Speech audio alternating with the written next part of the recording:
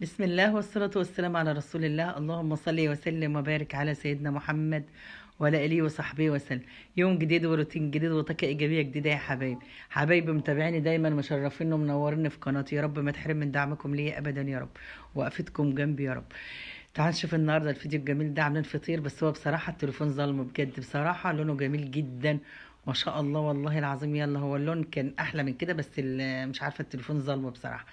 تعالوا نقول بسم الله ونصلي على الرسول صلى الله عليه وسلم ونبدأ مع بعض يا حبيبي نشوف الفطار ده هيتعمل ازاي.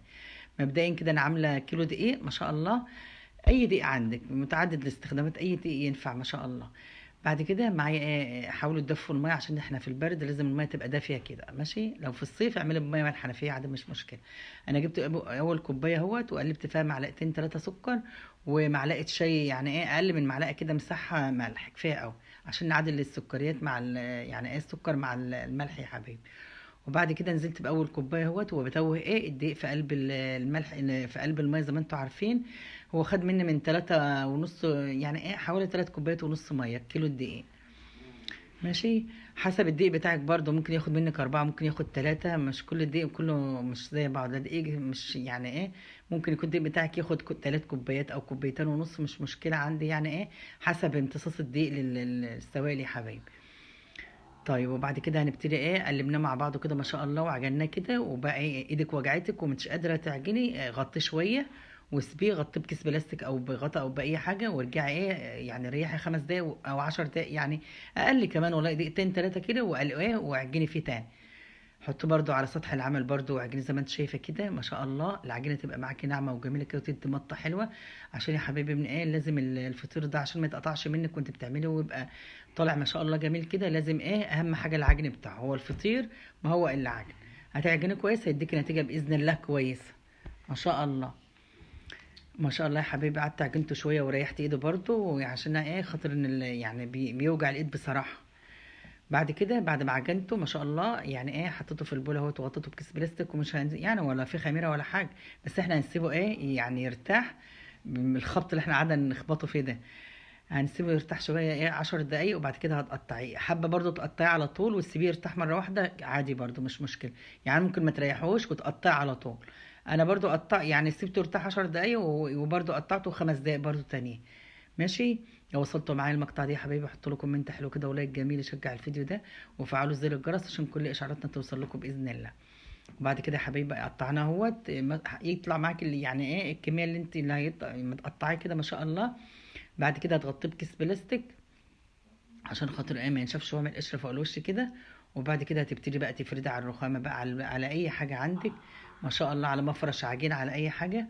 وبعد كده احنا هنعمله يا حبايبي زي الظرف كده، كل واحده هنحطها في قلب التانية، يعني كل فطيره هتاخد حوالي مننا 7 كور من دول او حاجه، وفي بقى 3 يعني هم طلعوا معايا 3 فطاير. عملت 3 كور كبار اللي هم اخر واحده بقى الكفر بتاعها الكبير عشان خاطر ما شاء الله تستحمل كده. طيب احنا عملنا واحده وحطيناها في التانية، ودي تالت واحده اهوت، وبنحطها في قلبي، يعني كل ظرف بنحطه في التاني زي ما انتم شايفين في الفيديو. يعني هو الفيديو واضح عن اللي انا بقوله كمان ما شاء الله. يعني اول واحده مثلا عملناها وعملناها زي الظرف كده، وبعد كده حطيناها في في واحده تاني، وهكذا برضو نطبقها الاثنين يتطبقوا وبعد كده يتحط زي ما انتم شايفين. شوفوا الفيديو يعني واضح وصريح ما شاء الله من غير ما نحكي كمان. اللهم صل على سيدنا محمد وعلى اله وصحبه وسلم. ما شاء الله يا حبيبي. ده الفطور ده حاجة جميلة من أروع الحاجات اللي أنا بحب أعملها بصراحة. يوم الفطور ده هو يوم يعني مش تعب ولا مشقة ولا حاجة، بس هو ما شاء الله متعة. أنا بحب أعمل الفطير والمعجنات عموما، يعني زي ما أنا كلمتكم قبل كده عليه برضو يعني. ما شاء الله جربوه يا حبيبي بالطريقة ديت هيعجبكم بإذن الله. اللهم صل على سيدنا محمد وعلى آله وصحبه وسلم. لازال برضو بنفرد اهوت، وبعدين كل ما حتى لو اتقطعت منك مش مشكلة، كل ده بيتعالج لأنها بيتحطوا جوه بعضه زي ما انتم شايفين كده يا حبايبي. مم. وتوصي معانا بقى نسيت اقول لكم معايا كوبايه سمنه، كوبايه سمنه على زبده، كوبايه زبده، كوبايه سمنه الموجوده عندك برضو. وبرضو يعني قيمه معلقتين 3 زيت كده بتبل الرخامه برضو كده عشان العجينه ما تلزقش ماشي. بتسهل على ان ما شاء الله العجينه تتفرد معاك وتبقى سهل. والله لا يعني ما شاء الله العجينه ده حلوه وماشيه معايا خالص. ويعني ما شاء الله ما تعبتش فيه بصراحه. جربوه بالطريقه دي يا حبيبي، بس اهم حاجه يتعجن كويس عجنه حلوه كده عشان خاطر ما شاء الله يعني تظهر يعني عرق العجينه ما شاء الله. خاطر تقدر يعني تشكلها على ايدك زي ما انت عارفه، زي ما انت شايفه كده. وكل برضو يعني تحس ان العجينه ما شاء الله بتعمل فواكه كده، دي بقى ايه، دي بقى عجينه ناجحه معاك ما شاء الله، معجونه كويس ومرتاحه كويس. مم. اهم حاجه السمنه برضو توصي بيها عشان خاطر الفطير يطلع مش ناشف كده ولا مقشقش معاكي كده، لازم ايه ما شاء الله تتوصي كده بالسمنه او الزبده يا حبايبي. اهو كده بقى ايه، دول الثلاث كور انا بقول لكم لانهم طلعوا ثلاث فطاير، عملت انا ثلاث كور كبار عشان دي اخر واحده بقى. يعني في قلب الكوره الكبيره دي اللي انا فرتها اخر واحده دي، في قلبها حوالي ايه 7 كور. اهو كده ايه، دي اخر مرحله فيها.